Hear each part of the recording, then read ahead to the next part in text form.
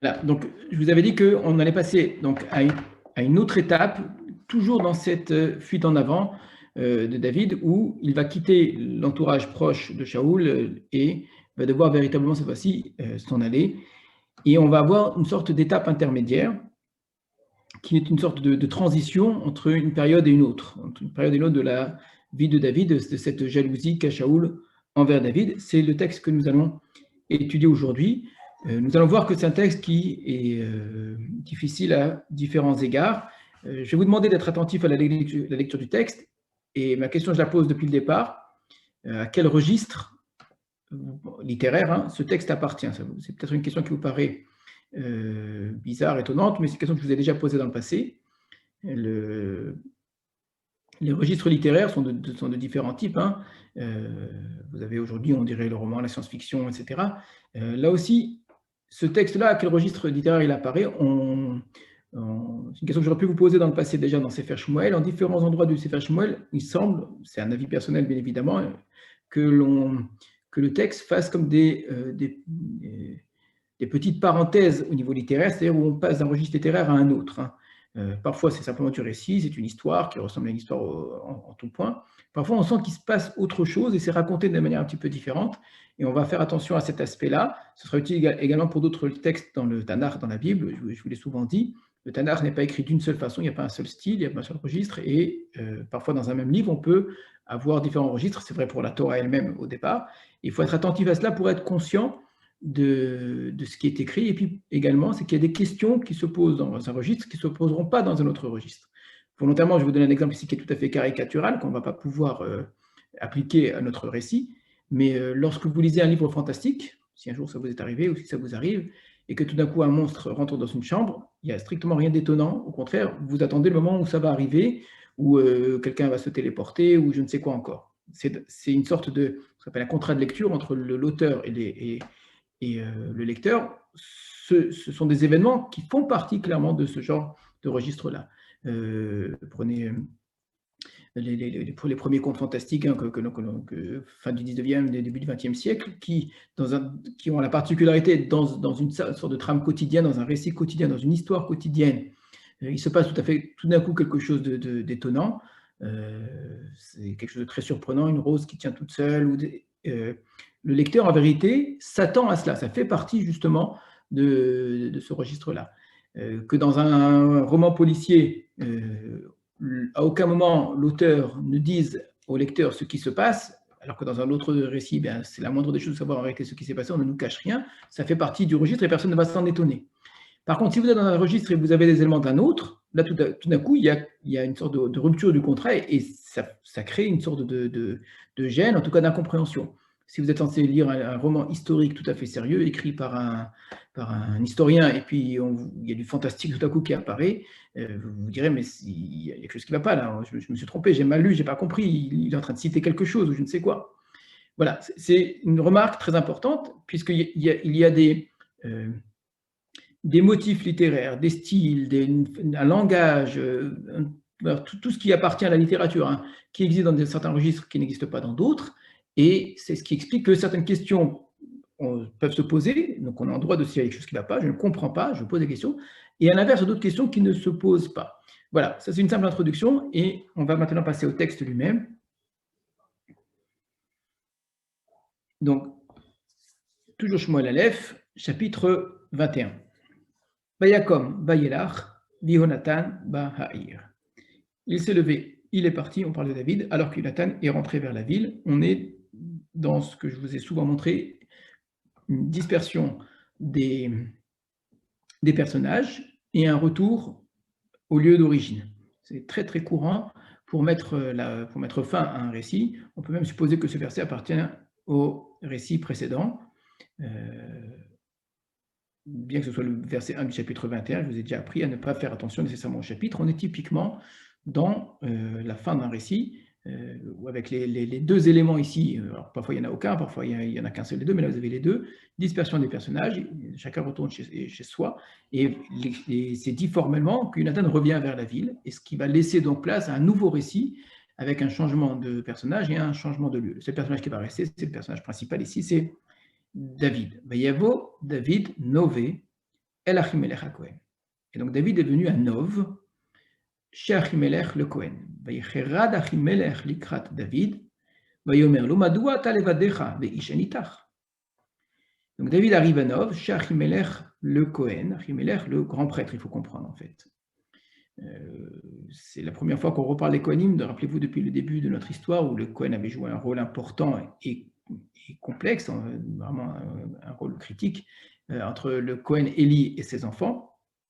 On avait montré comment Shmuel était une remise en question, même dans une certaine mesure de la Keuna, en tout cas des privilèges indus de la Keuna. Et là, on retrouve ici le Kohen à Nov. Nov, il faut comprendre que c'est, on le sait que de manière implicite, hein, c'est assez remarquable, de la manière qu'on n'avait pas vu qu'à la suite de l'histoire de Hana et de Élie, et lorsque Aaron avait été pris par les Pélishtim, la fin de Shiloh ne nous avait pas été racontée. On le saura beaucoup plus tard dans le livre de Yirmia, que Shiloh en fait a été détruite. Donc c'est une sorte de première destruction de ce qui préfigure le Beth Amikdash. Hein. Yirmia l'utilise dans ce sens-là. Donc on a vu ensuite que le Misbéach, le Aaron était passé d'un endroit à l'autre. Et on le découvre ici, après coup, qu'en fait, c'est Nov qui est le nouvel endroit du Mishkan, où se trouvent donc les éléments du Mishkan, qui était celui que les enfants d'Israël avaient construit dans le désert et qui ensuite donc, a connu différents endroits. Il arrive donc chez Achimelech le Kohen, et Achimelech, qu'on découvre ici, hein, ce n'est pas un personnage qu'on connaissait auparavant, tremble. Vayecherad, il a eu très peur à la rencontre de David. Il lui a dit, pourquoi es-tu seul et il n'y a personne avec toi? Donc Achimelech, en voyant arriver David, il faut comprendre la nuit, hein, ici, est très étonné, il est surpris et il se doute qu'il y a quelque chose. Alors, est-ce que Achimelech sait que David est poursuivi par Shaoul? Il n'y a aucune raison de le penser, puisque jusqu'à présent, on avait vu que David lui-même doute des véritables volontés de Shaoul, et Jonathan, non seulement qu'il en doutait, il était persuadé que son père ne voulait pas tuer David. Pour nous, lecteurs, les choses paraissaient évidentes. Pour nous, lecteurs, ça paraissait évident parce que on nous a raconté quelles étaient les intentions réelles de Shaoul. Mais en vérité, on avait expliqué que Shaoul probablement faisait les choses de manière à ne pas montrer clairement ses intentions au départ, en faisant en sorte que, de manière indirecte, David soit tué au combat. Ensuite, sans dire quelles étaient ses véritables intentions, ou quand il les disait, on ne croyait pas vraiment. Donc, à plus forte raison que quelqu'un qui ne se trouve pas dans la cour de Shaoul, le Kohen, qui n'est pas au courant de ce qui se passe ici, ce qu'il sait de David, c'est que c'est un personnage important du royaume, un homme de guerre, un homme qui a gagné de grands combats, quelqu'un qui est devenu très célèbre, et qui fait partie de la garde rapprochée de Shaoul. Mais il a très peur, parce qu'il n'y a aucune raison que David vienne au Mishkan comme ça, tout seul. C'est un homme qui est toujours accompagné d'habitude de David en tant que chef de guerre. Donc il se doute qu'il se passe quelque chose. Alors imaginez en plus que David arrive peut-être dans des conditions un petit peu difficiles, haletant, etc. Mais Yomer David, la Achimelech à Kohen, David dit à Achimelech le prêtre, Hamelech tzivani davar, le roi, donc en parlant de Shaoul, m'a ordonné une chose. Yomer Elai, et il m'a dit, Ish aliela meuma, que personne n'en sache rien, de cette chose-là vers laquelle je t'envoie. Donc je t'ai missionné en fait, c'est une mission secrète, cachée, personne ne doit le savoir. Basher tiviticha est ce que je t'ai ordonné. Vet hane arim, yodati el makom ploni almoni. Et les jeunes, donc ceux qui m'accompagnent, parce que tu es étonné de me voir seul, sache qu'effectivement je suis accompagné, mais je leur ai donné un rendez-vous particulier, caché dans un endroit un tel. Donc volontairement, il ne lui dit pas quel est l'endroit. Ce que fait David, il est en train de jouer, en fait, une sorte de mission secrète. Comme s'il était envoyé en mission secrète pour des raisons militaires, comme s'il était accompagné, alors en fait il est vraiment seul, et que ces hommes sont cachés quelque part, tellement c'est secret. Donc David joue beaucoup le mystère. Mais un mystère ici qui est militaire. On n'est pas en train de parler de mystère miraculeux ou quoi que ce soit. C'est-à-dire, voilà, je suis en mission, et c'est une mission dont personne ne doit être au courant, donc je ne peux t'en dire que le minimum. Le minimum, c'est que voilà, j'ai des choses à te demander, que l'on va voir dans un instant, et également que voilà, je vais quelque part. Ve'ata, et maintenant, c'est toujours David qui parle. Ma yesh tachat yadecha chamisha lechem tenavayadi. Ce que tu as sous la main, 5 pains, il faudrait comprendre par exemple 5 pains, donne-moi, ou animsa, ou ce qui se trouve, c'est-à-dire ce que tu trouveras, donne-moi. Donc j'ai besoin de pain. Ce n'est pas la première fois dans le livre où il y a une sorte de nécessité de pain. Rappelez-vous, Shaoul était devenu roi à la suite d'un signe où on lui donnait du pain. David avait amené du pain vers Shaoul également lorsqu'il était tout jeune et qu'il allait pour être celui qui allait jouer de la musique et être son écuyer. Et puis la ville de David, rappelez-vous, c'est Bethléem, la maison du pain. Le pain ici joue très souvent ici un rôle symbolique dans l'histoire de David. Une toute petite parenthèse, le mot lechem en hébreu a un double sens. C'est à la fois le pain, à la fois la guerre. Alors évidemment, vous connaissez la forme milchama, mais la forme milchama n'est qu'une forme plus large, plus longue de la racine. Donc c'est un substantif construit sur la racine lacham, donc lamed chetme, qui dans le principe au niveau des constructions des radicaux peut très bien avoir un substantif en 3 lettres qui serait lechem. Et on le trouve d'ailleurs, sachez qu'on le trouve dans le Tanakh, on le trouve chez Devora, dans la Shira de Devora.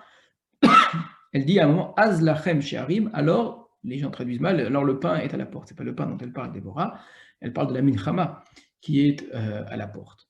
Donc voilà un exemple ici important du mot lechem considéré comme la guerre. Excusez-moi, encore un tout petit instant, désolé. Voilà. Donc David arrive chez Achimelech, dans cette ville qui est Nov. On n'en a pas parlé, Nov c'est à côté de Jérusalem.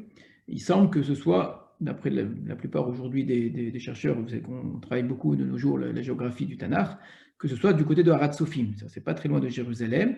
Alors Shaoul n'était pas à Jérusalem, Shaoul était à Rama, un peu plus au nord, donc il descend vers le sud, il arrive près de nord, Harat Sophim, c'est le mont Scopus, un petit peu au nord de Jérusalem. Donc quand on arrive par le nord, vers Jérusalem, on arrive à Harat Sophim, mais semble-t-il, Nov, c'est cet endroit-là, et c'est là qu'était ce Mishkan. Donc il arrive, il présente, puisque Achimelech est très étonné de voir arriver David, il présente son arrivée comme étant un secret, un mystère, quelque chose qui surtout il n'a pas le droit de raconter, et qui est une mission du roi. Alors nous, lecteurs, on sait très bien que ce n'est pas vrai, que non seulement David n'est pas en mission du roi, mais qu'au contraire, il fuit le roi. Alors pourquoi David ne le dit pas à Achimelech? Pourquoi David ne dit pas clairement, voilà, Shaoul veut me tuer de manière tout à fait injuste, je n'ai rien fait, et tu imagines bien que je n'ai rien fait. Alors pour quelle raison il ne le fait pas? Alors on peut supposer plusieurs raisons qui sont tout autant valables les unes que les autres en même temps. Il peut imaginer que peut-être Achimelech ne va pas le croire, que vraiment Achimelech va penser que si Shaoul poursuit David, s'il dit que c'est peut-être Shaoul qui a raison et que David a commis un crime, quelque chose qui mérite véritablement que Shaoul le poursuive et que peut-être David est un traître ou quelqu'un en danger. Donc ça peut être une raison pour laquelle David ne dit pas à Achimelech la vérité, de peur que Achimelech ne le croit pas. Ou bien, peut-être que Achimelech va le croire, mais étant donné qu'il a un service à lui demander, si David est aidé par Achimelech alors qu'il est en train de fuir Shaoul, David met en danger Achimelech. Et il ne veut pas le mettre en danger. Donc pour se protéger, lui, de ce que risque de croire Achimelech, et pour protéger Achimelech, si Achimelech le croit vraiment, il est obligé de cacher ses intentions. Comme ça, Achimelech a toutes les bonnes raisons de penser que ce que fait David est tout à fait juste, qu'il est véritablement en mission. Malheureusement, nous allons voir que cette idée de David de mentir à Achimelech ne va malheureusement pas servir et que ça va mettre en danger réellement Achimelech à cause de ce que fait David là. Donc David essaye de le protéger en ne lui révélant pas quelles sont ses intentions, mais malheureusement ce sera sans réussite. Donc le Cohen dit à David, regardez le changement de titre, je vous avais déjà dit que lorsqu'on change entre un nom ou un titre, il faut dire en tant que. Jusqu'à présent, c'était Achimelech le Cohen, maintenant c'est le Cohen, pour dire que c'est en tant que Cohen qu'il répond à David et qu'il dit En lechem chol el tachat yadi. Je n'ai pas de pain chol, de pain ordinaire. C'est un pain qui ne serve pas au Mishkan, qui ne soit pas offert en tant qu'au Mishkan. Kim lechem kodesh yesh. Il n'y a que du pain qui est kodesh, consacré. Et donc il ajoute Im nishmeru hane'arim ach meisha. Donc, sous-entendu, et ce pain-là, je serai éventuellement prêt à te le donner, à la condition au moins que les Néharim, que les jeunes gens qui t'accompagnent, se sont gardés d'une femme, c'est-à-dire d'une relation avec une femme, puisqu'une relation avec une femme rend l'homme tamé de la Tum'at Kéri. C'est très étonnant de voir la juxtaposition entre notre texte et celui de la semaine dernière, qu'on a étudié la semaine dernière, juste le chapitre précédent, où la notion de Tumat Keri est justement mise en avant. C'est quand même assez incroyable. Où là-bas, justement, Shaoul suppose que David, s'il n'est pas venu au départ, quand il juge bien David, s'il n'est pas venu au Corban, c'est parce que David était tamé de cette Touma-là.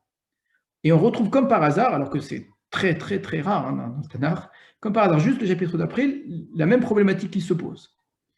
Donc le Cohen, en tant que Cohen, il parle parce que il dit voilà, j'ai du pain, mais c'est du pain de Cohen. C'est pas, si tu étais venu dans n'importe quelle maison, tu aurais donné du pain ordinaire. Mais c'est pas n'importe quel pain, c'est un pain qui est Kodesh. Et donc je serais prêt à le donner, au moins à la condition qu'il soit théorime, qu'il soit pur. Donc il le dit de manière un petit peu détournée, qu'il se soit gardé d'une femme. Très bien. Vous aurez compris également que quand il parle des Néharim, des jeunes gens, en vérité, il vise David en premier. Il ne l'ose pas lui dire directement, à condition que tu ne sois pas tamé. Encore une fois, c'est une forme détournée pour dire les choses, pour ne pas parler de tout le monde. On avait vu que c'était déjà le cas pour Shaoul, on voit que c'est encore ici le cas pour Achimelech, et la Gemara dans Psachim, pour le cas de Shaoul, avait présenté ça comme l'exemple type d'une façon chaste de parler, comment on doit faire attention à sa façon de parler. Donc pour ne pas dire tamé, on dit quelqu'un qui n'est pas tahor, d'accord? Ici, une autre forme encore, quelqu'un qui se serait gardé d'une femme. Et évidemment, c'est David en premier lieu qu'il vise. Alors, que répond David? David est à Cohen, David a répondu au Cohen, il lui a dit Ki im isha atsura lanu kitmol shilshom betzeti vayeyu kelaneharim kodesh. Alors, on retrouve ici des syntaxes un peu compliquées qui sont propres vraiment à Sefer Shmuel en différents endroits. Donc, certes, répondit David, là je vous lis la traduction ici de Sepharim, c'est la même de Mamré, c'est la même que celle de Sepharim. Certes, répondit David au Cohen, nulle femme n'était à notre portée. Ki isha atsura lanu. Atsura, c'est normalement c'est quelque chose qui est réservé, enfermé. Donc, on n'a pas eu la possibilité d'être en relation avec une femme, kitmol shilshom, ni hier ni avant-hier. Betseti, donc c'est depuis le moment où je suis sorti. Et ce n'est pas simplement nous qui n'étions pas en relation avec une femme, Veillou que les Kodesh, et d'ailleurs même nos objets, nos ustensiles, eux-mêmes sont Kodesh, dans le sens qu'ils ont été consacrés pour ne pas être tamis, il faut rendre Kodesh dans le sens de Tahor. Vehu derech chol, ve'af ki ayom yigedash bakeli. C'est assez compliqué ici comme tournure. Donc, ou vehu derech chol, et s'il en est ainsi par rapport aux choses profanes, à plus forte raison aujourd'hui que les vases doivent servir à un objet consacré. Ça veut dire, qu'est-ce que tu es en train de dire, David? C'est qu'il est en train d'essayer de convaincre ici le Cohen qu'il n'a certainement aucune raison de s'inquiéter, qu'il n'y a aucun problème de Touma. Alors, dans la réalité, nous savons qu'effectivement, David, ça fait plusieurs jours, puisqu'il y a eu le premier jour de Rosh Chodesh, deuxième jour de Rosh Chodesh, et avant ça, il avait quitté Michal, qu'effectivement, il était en relation avec aucune femme. Donc, ce qu'il dit est entièrement vrai pour le coup. Ça fait plusieurs jours qu'il est éloigné de tout et que ces objets sont Kodesh, dans le sens qu'ils n'ont pas servi à quelque chose de tamé. Et donc, Vaïten lo à Kohen à Kodesh. Donc, le Kohen lui a donné de ce qui est sacré, de ce qui est Kodesh, c'est-à-dire du pain. Ki lo haya sham lechem, car il n'y avait pas de pain, ki im lechem apanim hamusarim ilifne Hashem. Si ce n'est le lechem apanim, le pain de préposition, et c'est la première fois qu'on entend que c'est de ce pain-là dont il s'agissait. Jusqu'à présent, on présentait comme étant un pain qui était Kodesh, mais il y a plusieurs pains de Kodesh possibles. Il y a des menachot, il y a les lachmé toda, les pains de toda qui peuvent être offerts dans certaines occasions. Et il y a ce qu'on appelle les lechem apanim. Je vais expliquer dans un instant la différence importante qu'il y a entre ces différents pains qui sont Kodesh. Hamusarim milifne Hashem. Moussar, dans le sens qui sont disposés devant Hashem. La soum lechem chom beyom ilakecho, pour y placer un pain qui est chaud au moment où il est pris. C'est-à-dire que on remplace le pain du lechem apanim une fois par semaine, la veille de Shabbat. Donc, le jour même, il vient d'être remplacé. Donc là, on découvre à travers cela que s'il s'agit effectivement du lechem apanim, ce moment où David arrive chez le Cohen, en fait, c'est Shabbat. Puisque c'est le jour même que ça a été remplacé. Donc il arrive soit juste avant Shabbat, soit pendant Shabbat. Or, on a l'impression ici que les choses se font la nuit, donc c'est vraiment après même la tombée de la nuit, donc c'est pendant Shabbat. Donc pendant Shabbat, il arrive pour une mission secrète, militaire semble-t-il, avec des hommes qui sont cachés quelque part, et il demande du pain, et il lui dit, le seul pain que j'ai, c'est du lechem apanim.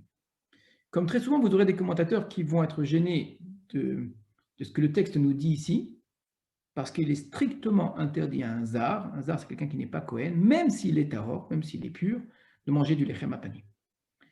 S'il mange du lechem apanim qui est disposé, donc celui qui est disposé, du début du Shabbat jusqu'au Shabbat, au moment où il est disposé, c'est une meïla, c'est une profanation, c'est extrêmement grave, c'est une faute extrêmement grave, comme si on prend un korban auquel on n'a pas le droit. Et une fois que le lechem apanim est enlevé et qu'on l'a remplacé par un autre, celui qui a été enlevé doit être mangé par les kohanim du mishmar. Mishmar, c'est-à-dire à chaque moment, il y avait des kohanim qui changeaient. Ou à l'époque, peut-être, il n'y avait pas encore de mishmarot. C'était les kohanim qui devaient manger, qui devaient se partager ce pain-là. Donc, si un zar, un Israël, mange du lechem apanim qui se trouve sur le shulchan, sur la table du mishkan, c'est quelque chose d'extrêmement grave, c'est une mila extrêmement grave. S'il en mange après, c'est aussi un interdit, c'est aussi strictement interdit. C'est un zar qui mange quelque chose qui est kodesh, qui ne lui est pas réservé, comme s'il mangeait de la trouma ou des choses pareilles. Donc il ne suffit pas d'être tahor, il faut en plus être Kohen, et David n'est pas Kohen. Donc ce que fait David ici, quelque chose qui est extrêmement grave, s'il l'accepte, donc vous avez compris d'après ce qu'on est en train de dire qu'il va prendre ce pain-là. Hein. Et ce que lui propose d'ailleurs Achimelech aussi est interdit. La réponse paraît assez simple, c'est que David a clairement dit qu'il est dans une mission secrète très importante et qu'il n'a pas le choix. Donc c'est une forme de pikuach nefesh, on dirait dans la halakha. Un homme en guerre, eh bien, quand il est en situation de guerre, il a le droit de faire des choses qui, par ailleurs, auraient été une transgression. Dans la halakha, les soldats qui sont en guerre peuvent manger quelque chose qui est taref, par exemple, au moment de la guerre. Très bien. Lorsqu'ils sont sur le front. Donc manger du lechem apanim, c'est interdit, mais s'il n'y a rien d'autre et qu'on est en situation de danger, il faut croire que David était caché depuis plusieurs jours, qu'il a dû partir sans même avoir pu rentrer chez lui. Il y a un problème très grave ici qui se pose, et qui est de manger d'un pain interdit, mais qu'il est obligé de transgresser. On est face à une transgression là, non seulement du supposé de la Touma, parce que ça, semble-t-il, il ne le transgresse pas, mais au moins de la Kedusha, de la sainteté. On est également dans une autre type de transgression, on va le voir, qui est celle du Shabbat.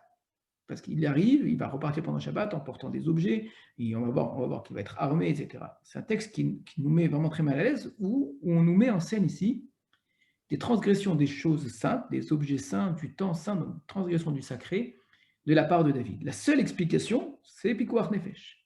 Alors je dis, il y a certains commentateurs qui vont être gênés un petit peu par ça, qui vont essayer, ici comme dans d'autres endroits dans le Tanakh, d'atténuer un petit peu cette faute en disant que ce n'est pas exactement ce qu'on a compris. Le Radak va dire que le lechem dont on parle, c'est du lechem Toda, ce n'est pas le lechem Panim, il s'appelle Panim pour une autre raison, etc. C'est évidemment loin du pshat. Non seulement que c'est loin du pshat, mais ça, en atténuant le sens, on atténue véritablement le message du texte auquel on va essayer d'arriver. Qu'est-ce que le texte veut nous enseigner par cette histoire? Qu'est-ce que signifie cette histoire en fait pour l'histoire de David? On va avancer. Juste, voyez comment est-ce que David est dans une situation très gênante, très très gênante. Il ment pas à n'importe qui, il ment à un Cohen. Il va manger d'un pain qui lui est strictement interdit, et c'est pas du vol, c'est une profanation du divin, des choses sacrées. On est face à quelque chose qui est très grave dans sa fuite devant Shaoul. Et là, on a un verset très important. Au moment où la scène se passe, c'est-à-dire où David fait comprendre qu'il n'a pas le choix, que c'est une situation d'extrême urgence et que c'est ce qu'il faut faire. Donc, Vaïten lo à Kohen à Kodesh. Le Kohen lui a donné ce Kodesh, on dit, car il n'y avait pas d'autre pain si ce n'est ce pain-là. Vesham, et là-bas, Ish me'avde Shaoul bayamaou. Il y avait justement un homme à ce moment-là, un homme parmi les serviteurs de Shaoul, Ne'etzar lifne Hashem. Ne'etzar, c'est intéressant de voir cette racine-là qu'on a déjà vue, retenu, enfermé littéralement devant Hashem. On va essayer d'expliquer qu'est-ce que ça veut dire. Ushmo, et son nom était Doeg ha'adomi. Doeg, je traduis l'Iduméen, qui vient de Édom. Alors, ce n'est pas le seul endroit dans Sefer Shmuel, on va voir que certains personnages importants de la cour de Shaoul ou de David, surtout plus tard, sont associés à des nations étrangères. Ça peut se comprendre qu'effectivement, c'était des gens qui venaient de ces nations-là. Ça pouvait être, si c'était des soldats, souvent ça va être le cas de soldats, Ça ne semble pas être le cas ici. Mais par ailleurs, quand ce sera des soldats, on pourra dire que ce sont des mercenaires, ou bien, une autre expression qui va être donnée, ce sont des gens qui ont été envoyés, missionnés par Shaoul ou plus tard par David pour agir dans ces endroits-là. Il semble malgré tout, d'après le pshat, encore une fois, sans autre indication, quand on dit Doeg Adomi, c'est qu'il vient vraiment de Édom, et pourtant, il est devant Hachem, Lifnei Hachem, dans le Mishkan. Abir Aroïm Asher et Shaoul, sa fonction, c'était, la traduction que vous avez, c'est l'intendant des bergers, donc le chef des bergers qui appartiennent à Shaoul. Donc il avait toutes sortes de troupeaux, et celui qui dirigeait tout cela, c'est Doeg Adomi. Alors s'il s'occupe de bergers, qu'est-ce qu'il vient faire? Lifnei Hachem, l'Etzar Lifnei Hachem. Il n'est évidemment pas en prison, c'est pas une prison. Qu'est-ce qu'il faisait un Shabbat là-bas, seul au Mishkan? On a trois personnages. On en a un dont c'est la place normale, c'est le Kohen. On en a un dont c'est pas la place, mais qui sa place se justifie parce qu'il n'a pas le choix. Il se retrouve au lieu de la sainteté, au lieu de la Kedusha, par obligation, parce qu'il doit passer par là dans sa fuite et qu'il n'a rien à manger et qu'il doit essayer de trouver quelque chose à manger, donc il va au Mishkan. Mais qu'est-ce que fait le troisième là-bas? Et le troisième, lui, nous rattache à Shaoul. Il semble bien que celui-là est venu au Mishkan pour aller au Mishkan, sans autre intention que d'aller au Mishkan.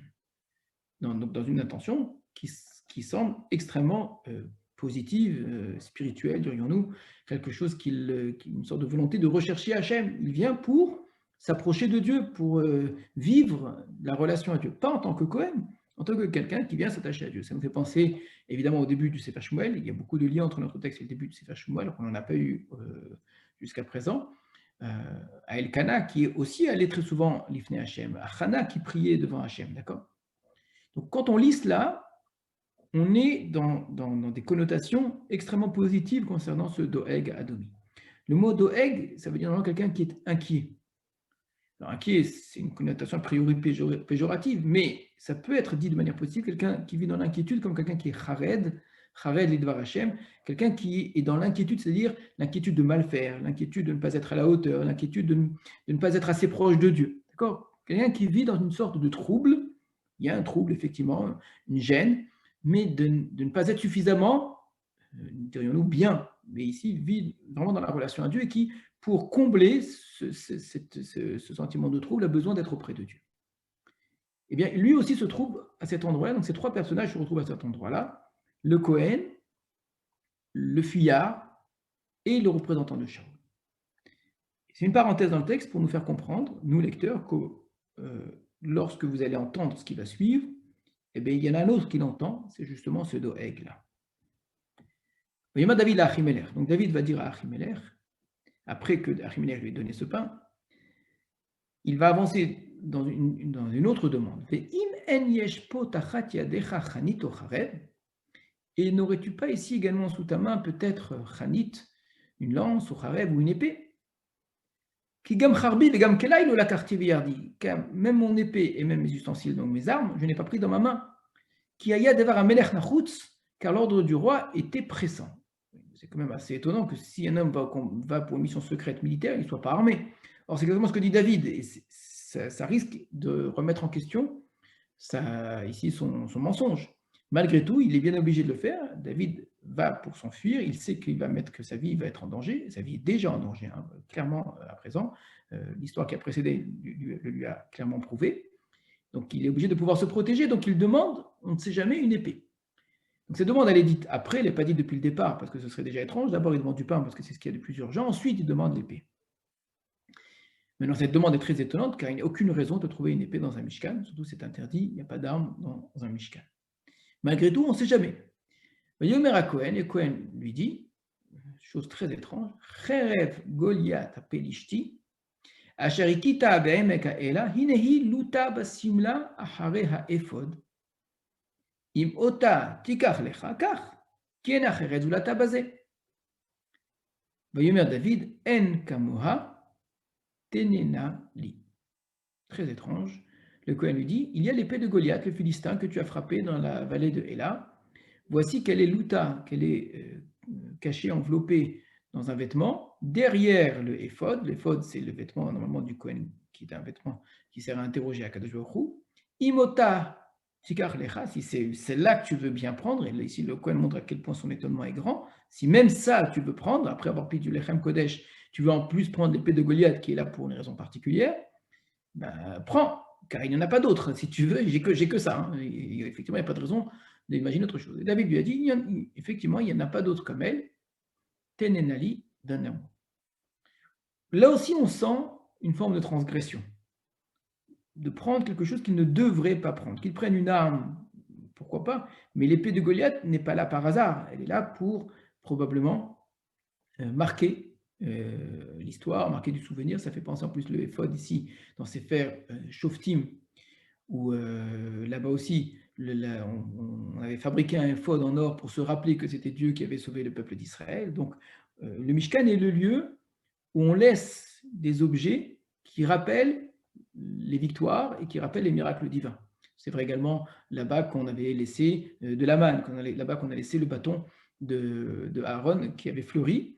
Donc c'est au Mishkan que sont entreposés des objets qui sont là pour marquer l'histoire et le cas échéant peut-être même les sortir et les montrer pour dire regardez combien Hachem nous a aidés. Ben, l'épée de Goliath joue ce rôle-là, c'est une épée qui est très grande et quand les gens verront cette épée, ils diront ben, c'est grâce à Hachem que la guerre a été gagnée et que Goliath a été tué. Et ben voilà que David va la prendre alors qu'elle est censée y rester. Ben, il y a comme David s'est levé. Il s'est enfui à ce moment-là, et le texte le précise, heureusement, à cause de Shaoul, pour bien nous faire prendre conscience que tout ce qui nous a gênés maintenant est effectivement forcé, il n'a pas le choix. Vayavo el Achish Melech Gat, il est venu chez Achish, le roi de Gat. Donc, on va passer à ce qui apparaît ici comme étant un nouvel épisode de la fuite de David. On termine un premier épisode avec donc David à Nov, David qui prend le pain qui est Kodesh, David qui ment, David qui prend l'épée de Goliath et qui est obligé de s'enfuir. Est-ce que l'unité de texte s'arrête là? Alors, je vous avais montré combien de fois qu'il faut être très attentif aux introductions, aux conclusions, etc. Le texte clairement se poursuit sans montrer de fin d'un texte précédent. Il est venu chez Achish Mélargad directement après qu'on ait dit que David a dit Tenenali. Il n'y a pas un verset du type Vaivrar David, et David s'est enfui, etc. Ou Vaïachar, et après cela, David est arrivé. Il y a comme David, il s'est levé, il s'est enfui pour bien montrer qu'on est dans la suite d'un même et unique récit, bien qu'on n'ait plus d'unité de lieu. On a le même personnage David qu'on poursuit, on n'a pas unité des personnages non plus. Vous avez d'un côté Achimelech et Doeg, de l'autre côté vous allez avoir Achish, et ça apparaît comme étant des épisodes complètement différents. Et pourtant, il y a une vraie suite du récit au niveau littéraire qui est mise en place pour faire de ces deux petits épisodes, de ces petites scènes, en vérité, un seul et même récit. Pourquoi j'insiste sur toutes ces choses-là? Au fond, qu'est-ce que ça change? Il y en a un ou deux histoires, je vous l'ai déjà souvent montré. Il y a des questions qui se posent qu'à partir du texte, une fois qu'on a réussi à le délimiter. Il y a des réponses qu'on ne peut apporter qu'une fois qu'on a compris ça. Et par rapport à l'introduction que je vous avais faite tout à l'heure, si je veux être sensible au style du texte, il faut savoir où est-ce qu'il commence, où est-ce qu'il s'arrête. Autrement, je ne vais pas me rendre compte à quel registre littéraire ici le texte appartient. Yomru Avded Achish, donc les serviteurs d'Achish ont dit, Elav à lui, Allô, c'est David, mais c'est David, Melech Haaretz, le roi de la terre. David, le roi de la terre. Alors pourquoi est-ce qu'on l'appelle le roi de la terre? C'est un sens en vérité figuré, l'explication vient juste après. Allô, Lazé, Yanou Bamecholot, les morts, Hika, Shaoul, Baalafa, David, Beri, Vevotav. C'est bien à son sujet, à celui-là, que dans les Mecholot, dans les danses dont on avait déjà parlé dans le texte des filles d'Israël, on disait Shaoul a frappé des milliers, David des dizaines de milliers. Donc David, en s'enfuyant chez Achish, le roi de Gath, il s'enfuit chez l'ennemi juré du peuple d'Israël, chez les Philistins. Donc chez son ennemi à lui personnellement, lui il a tué Goliath, avec en plus le pied de Goliath, il arrive là-bas. Donc ça paraît, c'est très étrange. Tout dans notre texte ici semble contraire à ce à quoi on s'attendrait.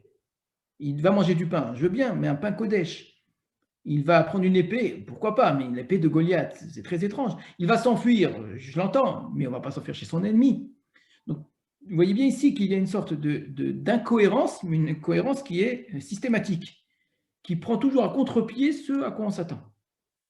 David est dans une fuite, et dans sa fuite, il ne fait que des choses qui semble contraire, en tout cas, contraire à la logique, ou en tout cas interdite.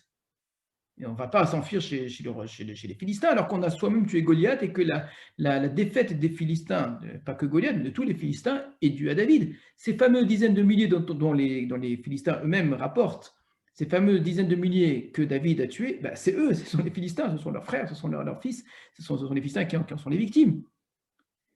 Donc David assiste à cela. Vayassem David et Devarim et les Bilvavo.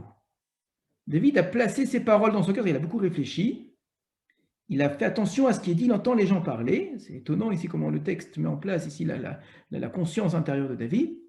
Vaïra Meod, il a eu très peur, mais péné Achish, à cause d'Achish, le roi de Gath. Ce qui veut dire que jusqu'à présent, le fait d'aller chez les Philistins, ça ne lui faisait pas peur, alors qu'il allait chez l'ennemi d'Israël et chez son ennemi personnel. C'est le fait que les gens parlent comme ça qui lui a fait peur, c'est que probablement il avait l'intention de cacher son identité, de ne pas dire qu'il était David, etc., et ainsi de pouvoir être protégé. Alors comment est-ce qu'il aurait réussi à être protégé? La réponse est simple. C'est que David, il lui suffit de, comme il a menti à Achimelech, il peut mentir à Achish, alors là ce serait un moindre mensonge en vérité à Achish qu'il ne l'a fait à Achimelech. Achimelech, il peut lui dire qu'il était en fuite, pardon, il pouvait lui dire qu'il était en mission que Shaoul a envoyé. Là, au contraire, il peut dire qu'il fuit devant Shaoul parce qu'il est traître, justement. Donc, en tant que traître, l'ennemi de mon ennemi est mon ami, donc Achish peut l'accueillir. Donc, quand on est un traître de l'armée de Shaoul, alors on peut trouver sa place comme réfugié politique, et il a demandé l'asile politique à Achish. C'est quelque chose qui s'entend tout à fait. Donc, regardez ici les renversements. Le Édomi est du côté de Shaoul, et David, qui vient de Bethléem, de Yehuda, se retrouve ici au contraire chez Achish. Il y a une sorte de transvasement, comme si on échangeait les identités, où l'un prend presque la place de l'autre. On n'a toujours pas expliqué qu'est-ce que faisait notre petite parenthèse avec Doeg, on y reviendra plus tard. Donc David, voyant que son subterfuge n'a pas marché, qu'il a été découvert, les gens ont compris que c'était David. Alors, il a dû tout faire pour essayer de le cacher, on suppose. Hein. Et donc, il doit trouver une parade. Vaishano et tamo be'enehem. On dirait nous, Vaishane. Il a changé tamo. Tamo, littéralement, c'est son sens, sa façon d'être ici. La manière dont il est ressenti par les autres. Vous avez un télim qui renvoie précisément à cela, etc. Le télim renvoie vraiment à notre récit.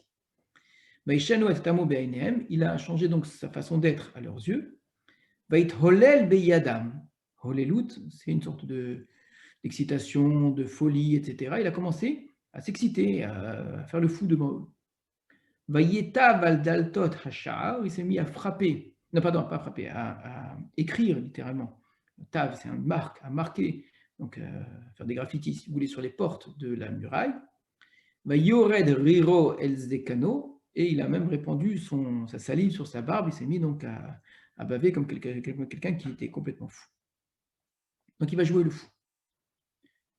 Évidemment, la folie ici, elle nous poursuit, puisque c'est David fuit la folie de Shaoul et il est obligé d'utiliser cette folie-là pour sauver sa vie. Donc c'est à cause de la folie qu'il est en danger de mort, et c'est grâce à la folie qu'il y échappe. Midrash va beaucoup jouer là-dessus, en nous faisant dire que David s'était quasiment plaint à Dieu, de mais pourquoi tu as inventé la folie, regarde comment j'en souffre, et Dieu lui dit, tu verras que même toi, tu en auras besoin. Il faut étudier un Midrash pareil, qu'est-ce qu'il signifie vraiment. De fait, la folie ici joue un rôle important dans Sefer Shmuel. David joue le fou. Il paraît comme complètement malade, etc. Il se met à écrire sur les portes. Et là, David va dire à ses serviteurs, Achish dit à ses serviteurs, regardez, c'est un homme qui est en train de faire le fou, de devenir fou, quoi, de réagir comme un fou. Lama tabiu oto elai, pourquoi est-ce que vous l'amenez chez moi? Chaser meshugaim ani, c'est amusant même comme texte.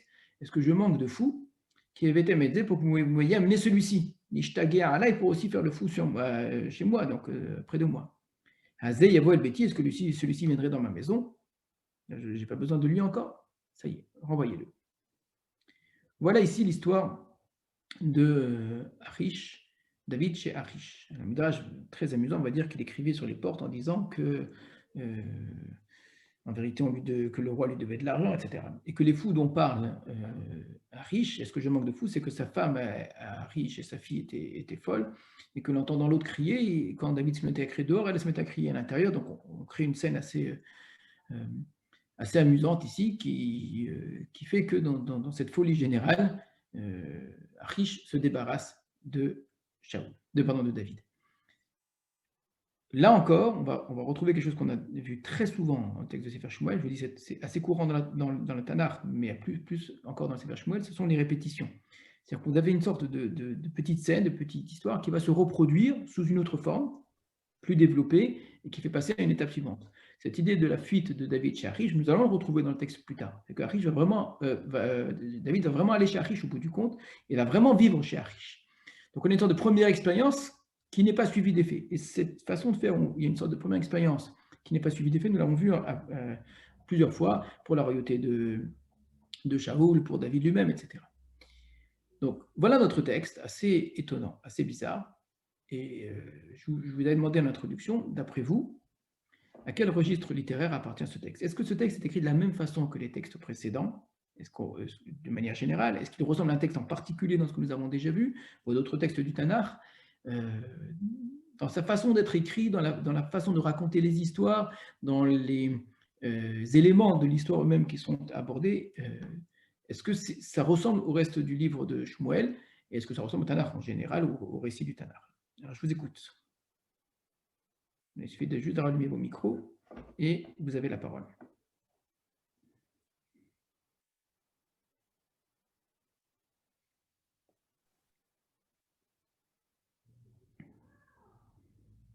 Mais j'ai l'impression de parler tout seul et que c'est moi le fou dans cette histoire.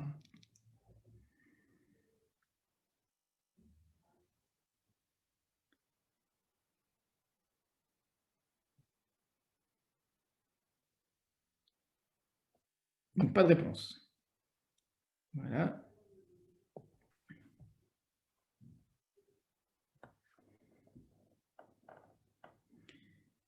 Il y a dans ce texte-là, me semble-t-il, une certaine ressemblance avec l'histoire de Shaoul qui avait rencontré Shmuel, où il avait rencontré des gens qui devaient lui amener des choses qui étaient annoncées à l'avance.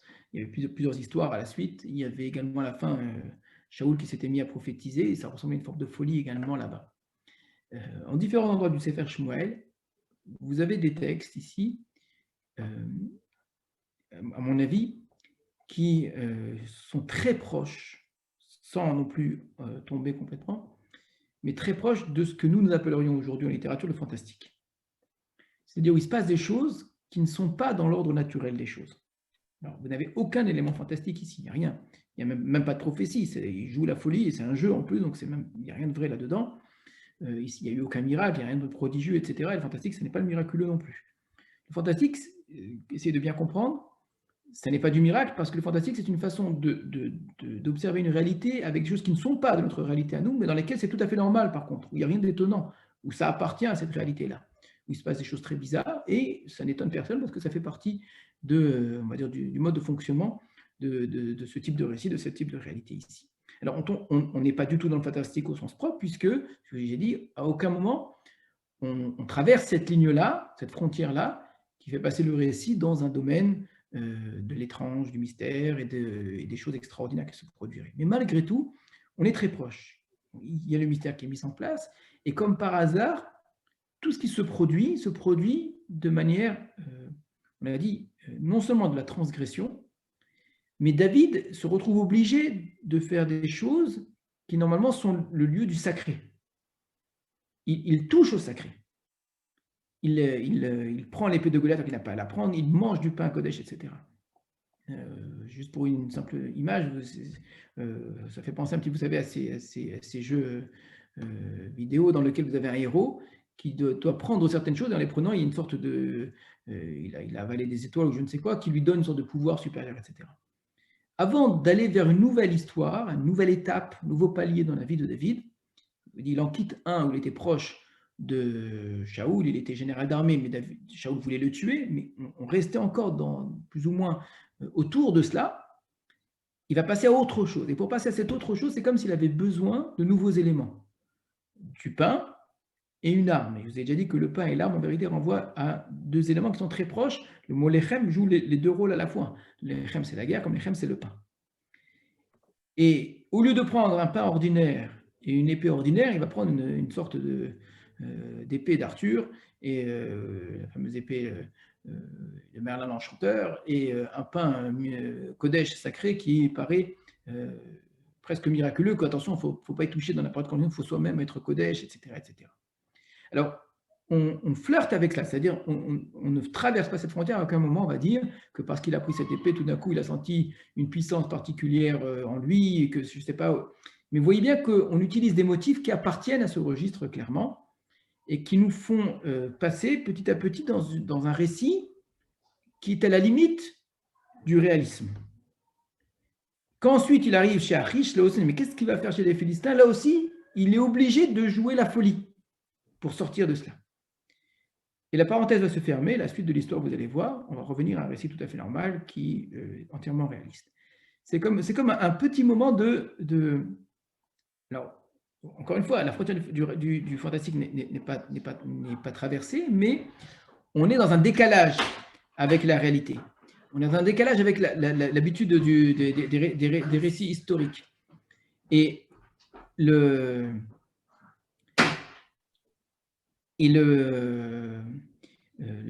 personnage de David ici semble devoir passer par une nouvelle dimension. Et cela, on l'avait vu effectivement sous cette forme-là précisément avec Shaoul. Shaoul qui quittait Shmuel pour devenir roi devait passer par différents épisodes qui devaient le transformer au sens propre. Rappelez-vous, tu deviendras un autre homme. Il s'est retourné, son cœur s'est retourné, il est devenu quelqu'un d'autre. Et c'est passé par différentes étapes, des rencontres qu'il a faites, etc. Et on retrouve quelque chose un petit peu du même type, sauf que ça n'a pas été annoncé par Shmuel, sauf que c'est dans une fuite, dans quelque chose qui paraît être forcé, inattendu, comme si David, sans qu'il le veuille, se retrouve dans l'obligation de vivre cela. Et c'est là que ça devient, me semble-t-il, assez intéressant, parce que c'est un renversement. Shaoul, pour devenir roi, a besoin de se transformer.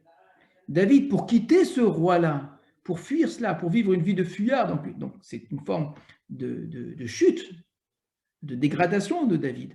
Lui qui était un homme qui ne cessait de monter, devient de plus en plus important, il n'a eu besoin pour tout cela, et on l'avait fait remarquer en opposition avec Shaoul, pour s'élever petit à petit. David n'a rien eu besoin de tous les moyens artificiels dont a profité Shaoul. Bien au contraire, on avait montré que c'est une forme, c'est presque naturel chez lui.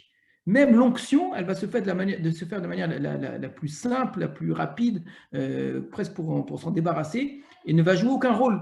Il ne va pas se passer quelque chose chez David au moment où il va être roi. Bien au contraire. David, de manière naturelle, arrive à vaincre l'ours, arrive à vaincre le lion, arrive à vaincre Goliath. Il a Dieu avec lui de manière tout à fait naturelle. Donc, il y a une sorte de naturalité, une sorte d'évidence de la présence divine et de la puissance de David qui fait de lui, par nature, en fait, un roi. Il est appelé roi, justement, dans notre texte, alors qu'il n'est pas encore roi. C'est à l'inverse, quand David quitte cela, c'est quand David tombe, quand David sombre d'une certaine façon, quand David est fragilisé, qu'il a besoin de passer par des étapes qui sont des étapes de transformation, des étapes de soutien, une forme de béquilles artificielles qui vont lui permettre d'exister. Un pain Kodesh, une épée merveilleuse, etc. Ces éléments-là vont donner la possibilité à David de vivre dans quelque chose qui, pour lui, justement, n'est pas normal, n'est pas fait pour sa nature, qui est une forme inférieure d'être. David a quelque chose de naturellement supérieur. Et donc, pour descendre, il a besoin de ces éléments qui apparaissent comme étant des béquilles fantastiques, des aides, des soutiens qui vont l'aider. Et d'ailleurs, c'est présenté comme des transgressions. Alors que pour Shaoul, pour devenir roi, ce n'était certainement pas des transgressions, au contraire. Lui aussi mangeait de la pain qui était prévu pour le Kodesh, mais n'avait pas été encore offert. Lui aussi a connu quelque chose qui ressemble à cette folie-là, mais ce n'était pas de la folie, c'était de la prophétie, c'était quelque chose qui était uniquement des idées positives. Excusez-moi un instant.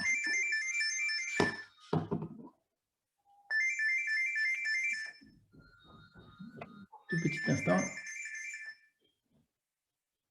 Voilà. désolé. Donc, Shaoul, pour devenir roi, devait passer par différentes étapes qui lui ont été annoncées, qui devaient le transformer petit à petit pour faire d'un homme ordinaire un homme grand.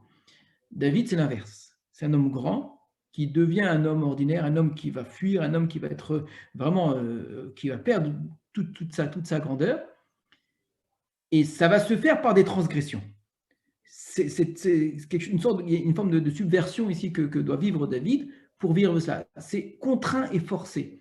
Et c'est comme s'il y avait Dieu derrière tout cela, qui l'obligeait à ressentir à quel point la vie qu'il va vivre est une vie, par sa nature même, l'existence de David elle-même est une existence qui va être anormale, une existence qui est une forme de transgression, comme s'il vivait dans quelque chose qui est une forme de profanation.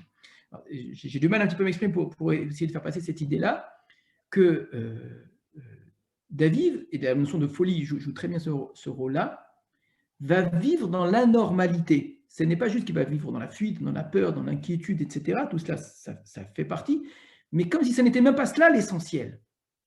Cela, ça va être le motif, ce qui va expliquer un état d'être, une situation, une personnalité de David qui va être dans l'anormalité, parce que ce n'est pas ça la normalité de David.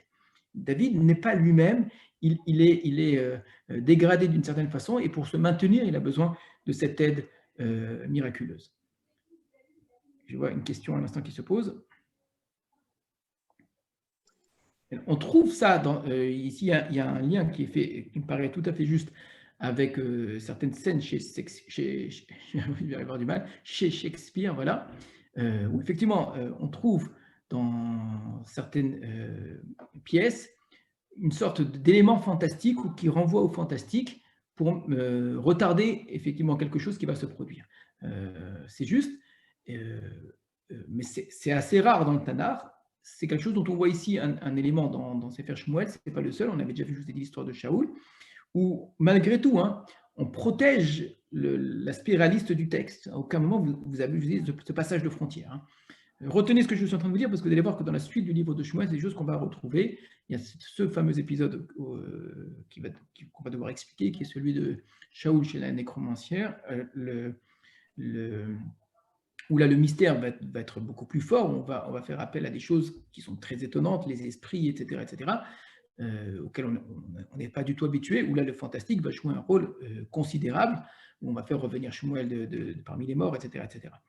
Quand vous savez que dans Sefer Shmuel, on n'était pas loin, je dis bien pas loin de cela, sans jamais avoir franchi cette frontière-là, en jouant avec cette frontière-là, ça va nous obliger à regarder le texte quand on y arrivera de Shaoul là-bas avec la nécromancienne de manière très attentive et très, très subtile. Vous voyez que Sefer Shmuel a une forme d'écriture qui lui est propre. Ce genre, vous trouverez rarement ce genre de récit. Alors, vous me direz, oui, quand Eliyahu Hanavi s'en va dans un chariot de feu, etc., justement, c'est très différent, c'est vraiment pas du tout comparable.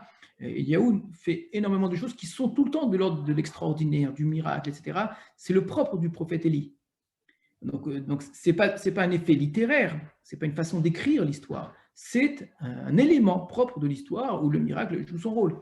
Là, c'est vraiment dans le style d'écriture et aussi dans les éléments, dans les motifs qui sont utilisés, où vous avez une transgression. J'ai rajouté un dernier point qu'on avait vu au tout début du Sefer Shmuel, où je vous ai montré que l'histoire...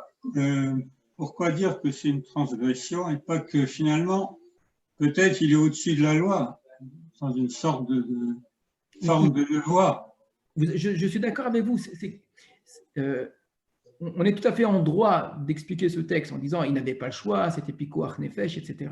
Mais je suis d'accord avec vous que le sentiment qui ressort, et à mon sens, que veut faire ressortir le texte, c'est comme s'il était au-dessus de la loi, comme si la loi ne s'appliquait pas à lui, comme s'il n'y avait pas de profanation venant de David. Alors évidemment que ça n'est pas le cas.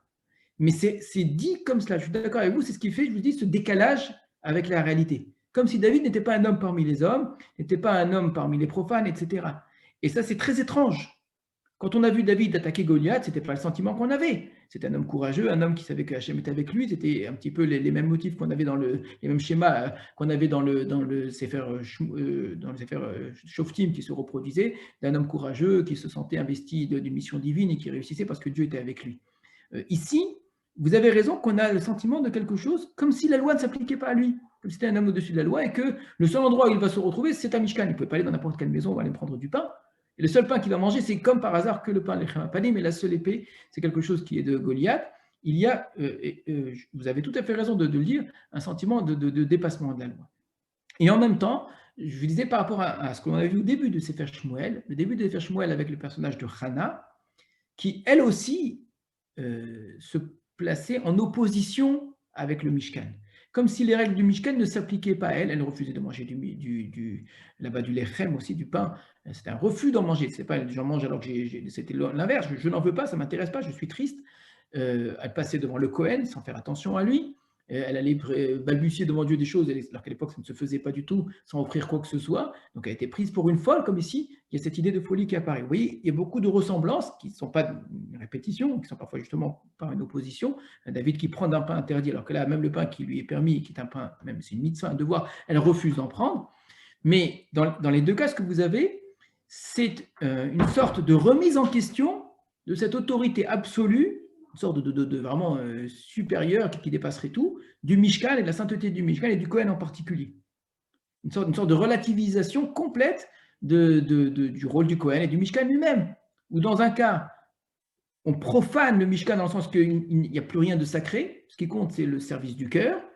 Et dans l'autre cas, c'est aussi une forme de profanation, mais pas profanation dans le sens que je n'y fais pas attention, bien au contraire, je l'utilise, mais je l'utilise pour mon usage personnel. Ce qui est insupportable, c'est ce qu'on avait reproché aux enfants de Élie. Alors, et dans le cas de Hana et dans le cas de David, à l'époque, vous avez déjà dit que Hana annonçait évidemment Shmuel, mais également la royauté de David. Ce sera dans sa propre tefila. Elle termine par Veyarem Keren Mishiro, que s'élève la corne, donc la gloire de son Mashiach, de son oint. Et c'est clairement David qu'elle est en train d'annoncer. Et pas seulement Shaoul. Shaoul aussi est clairement apparaît dans le texte de Hana quand son fils est Shaoul Lachem. Elle va l'appeler Shmuel. Il y a dans l'histoire de Hana une remise en question de cette autorité absolue de la Keuna, de cette autorité absolue du Mishkan, etc., qu'on retrouve ici. Ici, comme là-bas, comme dans l'histoire de Hana, je vous avais dit, méfiez-vous de ne pas vous arrêter à cette lecture-là, parce que le texte lui-même va se poursuivre par une remise en place, un rétablissement de la place du Mishkan, un rétablissement de la Keuna, un rétablissement d'Entre-Kanou, de la Kedusha, etc., par les mêmes personnes qui ont été celles qui semblaient l'avoir soit méprisé, en tout cas rendu insignifiant dans le cas de Hana, soit l'avoir profané dans le cas de David, sont les mêmes personnes qui vont donner toutes leurs lettres de noblesse, bien au contraire, à ces éléments-là. Hana qui a refusé de manger un korban, c'est elle qui va amener des taureaux avec des menachot, etc., extraordinaires, lorsqu'elle va venir ramener son fils. Donc, ce n'est pas un refus des korbanot, ce n'est pas un refus de la Keuna, puisque la Keuna, le Kohen qu'elle a méprisé, c'est à lui qu'elle va destiner son fils, et son fils va vivre avec lui toute sa vie. Donc elle a une confiance entière dans ce Kohen-là, et elle, probablement plus que n'importe qui. Tous ces gens-là qui respectaient le Kohen de manière extraordinaire, et surtout n'osaient rien dire contre lui, et la moindre question qu'ils allaient lui poser, je ne suis pas sûr qu'ils auraient eu le courage de laisser leur fils chez lui en lui faisant une totale confiance, et ça, probablement pas. Donc vous voyez que Hana, au contraire, c'est parce qu'elle sait la valeur du Mishkan et qu'elle sait la vraie valeur de la Keuna, elle en connaît aussi les limites, et elle en connaît malheureusement aussi les abus. Et elle ne se leurre pas sur ce qui est vrai, ce qui est sincère, ce qui est profond, et à l'inverse, ce qui est un abus et ce qui ne mérite pas sa place. Et bien David aussi, qui use ici de la Keuna comme si c'était son chez lui, comme s'il pouvait en user de manière tout à fait permise, c'est lui qui va construire le Beth Amikdash plus tard et personne d'autre, qui va mettre en place. Évidemment, c'est son fils Shlomo, mais quand je dis que c'est lui qui va le construire, parce que vraiment dans le texte du Tanakh, déjà dans Sefer Shmuel et même dans Sefer Melachim, celui qui est considéré comme étant le fondateur du Beth Amikdash, c'est David. C'est lui qui va être plein de ce désir de faire une maison pour Hachem. Donc n'allez pas déduire de là que David est un homme qui n'accorde aucune importance aux choses saintes et qui se permet d'en abuser comme bon lui semble. Pas du tout. Et c'est toute l'intelligence, la subtilité du texte de Shmuel qui fait d'un très grand nombre ici d'éléments qui semblent paradoxaux, mais qui en vérité permet de définir des limites, les contours d'une réalité sur ce qu'on peut faire et ce qu'on ne peut pas faire, justement. Et ce qui est juste et ce qui est de l'ordre du dépassement et de l'injustifié. Voilà. Alors, on va s'arrêter là pour ce soir. Est-ce que vous avez des questions juste sur notre texte ? Juste une question. Nov va être détruite et dans le texte plus tard, on voit que David regrette son attitude avec, enfin, de ce qu'il a fait ici avec Nov. Vous avez tout à fait raison. Donc, il en tiendra compte même pour des actions ultérieures. J'ai pour habitude de ne jamais poser une question sur un texte que l'on n'a pas encore lu. Il faudra arriver à cela. On a ici un exemple parmi d'autres d'un texte composé de 16 versets. Prenez le 8e verset. Vous avez ce fameux verset qui semble complètement inutile dans notre texte. Il ne sert en rien à l'intrigue. Besham ish me'avdei Shaul bayemahu netzar lifnei Hashem ushmodo eg adomi abir haorim asher le Shaul. Qu'est-ce que vient faire ce verset-là? Il est d'une immense utilité pour la suite du récit. Vous verrez qu'il est placé juste au centre et associé au verset 8 et verset 9, David ce qui veut dire qu'on a déplacé le besoin de David d'une arme après avoir précisé que Doeg est présent. Donc pour le pain, on n'avait pas besoin, nous lecteurs, de savoir que Doeg était présent, on aurait pu nous le donner depuis le départ. Et vous avez déjà dit que le texte, il y a plein d'exemples comme ça, pensez chaque fois l'exemple que je donne très souvent de Yosef, dont on nous dit qu'il est beau juste avant l'histoire de la femme de Potiphar, alors qu'il est probablement beau avant, et c'est vrai pour un très grand nombre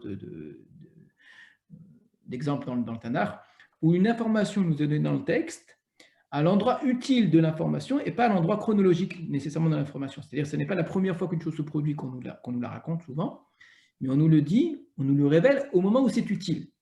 Donc pour dire qu'il va prendre du pain, ce n'était pas utile de savoir que Doeg était présent. Mais pour nous dire qu'il va prendre l'épée, oui. Ce qui fait que le verset 8 et verset 9, c'est une paracha stouma, il y a un blanc juste après, sont l'élément pivot de notre texte, 7 versets d'un côté, 7 versets de l'autre côté. Vous avez vraiment ici un découpage auquel on est habitué maintenant, qui montre bien que l'ensemble de ce texte-là est construit en deux volets, comme la plupart des récits bibliques, avec un élément central dont on n'a pas conscience encore de la véritable portée. À quoi ça renvoie? Et vous avez raison, ça renvoie à une destruction de Nov, quelque chose qui est catastrophique.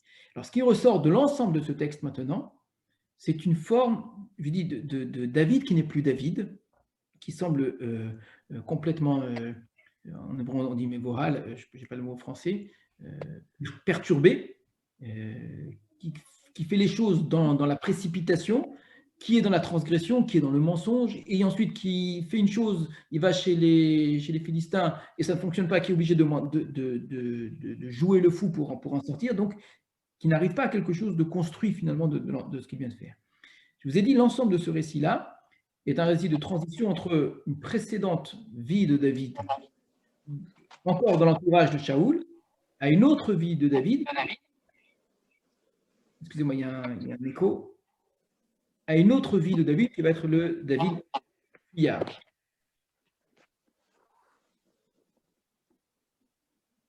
Voilà. Donc nous allons arrêter là. Bezrat Hashem à la. Est-ce que Achish Melergat, c'est d'un Pélishtim, c'est-à-dire que David irait avec l'épée de Goliath chez les Pélishtim qu'il a combattus? Tout à fait, ça fait partie, vous avez dit, de ces fameux paradoxes du texte. Il ne se produit que les choses les plus inattendues. Déjà prendre l'épée de Goliath, et il n'y avait que cette épée-là, et en plus pour aller ensuite chez les Philistins. Il avait certainement l'intention d'aller chez les Philistins. Il s'enfuit, en s'enfuyant, il passe par Nov, et il a l'intention d'aller chez les Philistins, et il y va l'épée de Goliath. Tout est paradoxal dans ce récit, et ça participe, je vous ai dit, à ce sentiment qui ressort du texte, qui est un sentiment, je dis, de mystère comme ça qui enveloppe l'ensemble du récit, d'un David qui semble ne même pas savoir ce qu'il fait et jusqu'où est-ce qu'il peut aller. Ça participe à une sorte de détérioration de la nature de David. Il y a une sorte de trouble, de perturbation, voilà le terme que je cherche, une sorte de perturbation qui va prendre sens, une forme de folie. David joue le fou à la fin, mais l'ensemble de ce récit donne l'impression d'un homme qui semble perturbé, qui n'a pas conscience de ce qu'il fait, et à quel point ce qu'il fait peut avoir des conséquences inattendues. Il fuit, et cette fuite lui fait subir à lui la folie de Shaoul. Shaoul est fou, et bien lui, par la force des choses, il fait des choses qui sont aussi folles. Voilà pour ce soir. À très bientôt, Bezrat Hashem. Bonne santé à tous. Demain soir, je ne pourrai pas encore donner le cours sur la paracha, comme je vous avais dit que j'essaierai de le faire Bezrat Hashem à partir de la semaine prochaine, puisque j'avais déjà prévu un autre programme. Je participe au Shabbat Olami, au Shabbat mondial, avec la ville de Ra'anana. Il y a plusieurs cours. Je n'ai pas le lien ici, peut-être je vais renvoyer pour ceux qui sont sur le groupe WhatsApp. Je vous conseille à toutes et à tous d'être sur le groupe WhatsApp pour avoir les informations. Donc il y aura une soirée avec d'autres rabbinim, en particulier le Rav Bochko, qui était mon maître, mon Rosh Yeshiva à un moment. Donc pour moi, c'est très émouvant de partager avec lui la soirée. Le Rav Eliklin, quelqu'un d'extrêmement intéressant également, sur le thème du Shabbat. Alors à demain peut-être, sinon à la semaine prochaine.